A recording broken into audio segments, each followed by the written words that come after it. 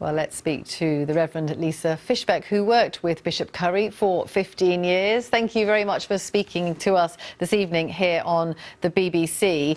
He took the chapel by storm, really, getting up there, giving this impassioned sermon about love. It was unlike anything you'd normally see in an English church, really. Tell us a bit about the man that you know. Oh, the man that I know served as my bishop for 15 years, or rather, I served as a priest in his diocese for those 15 years. Michael Curry is a man of energy and joy, deep faith in the love of God, wanting others to feel that love. He has a perfect sense of humor, and he is very much a social person. He's very comfortable with who he is, and he is to share for others so comfortably. And he's also very serious about justice. And so there's this joyful humor, but when it comes to preaching for justice, caring about those margins, he is right there and on point.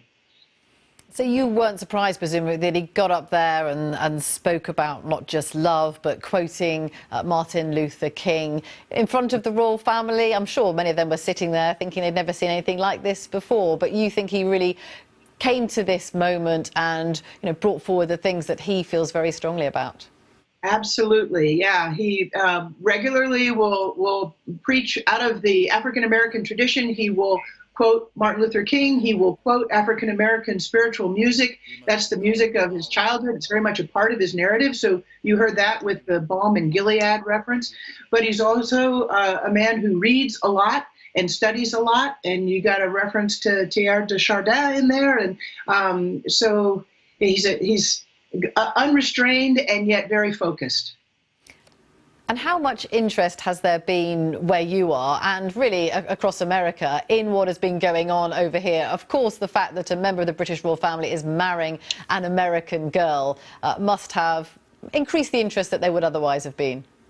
Oh, I think so. I think that definitely caught the attention of a lot of Americans. And then when Michael Curry was announced as the preacher, all the Episcopalians got super excited on top of that. And the Twitter sphere has been quite a buzz, and Facebook, and people have been having parties. And I myself was going to just watch it on tape later on. But when we heard that Michael was preaching, Senior Warden said, we've got to have a party. And so we had a party this morning. We all got up. Not as early as California, perhaps, but early for us. And it was a lot of fun. When it comes to the Episcopal Church, there's certainly a strong liberal stance there, isn't it, on things like social issues. Is that something that he believes in?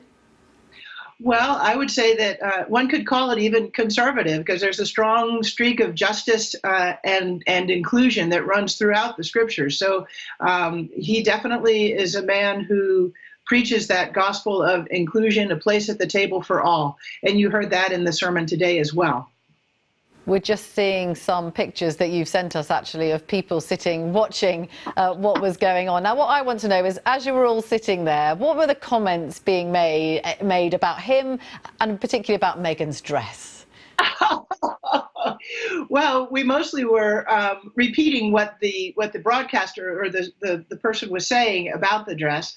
When it came to Michael, we were mostly just cheering and whooping and saying, that's our bishop, and go Michael, and yes, yes, yes. So it wasn't like a refined commentary as much as it was an exuberant cheer.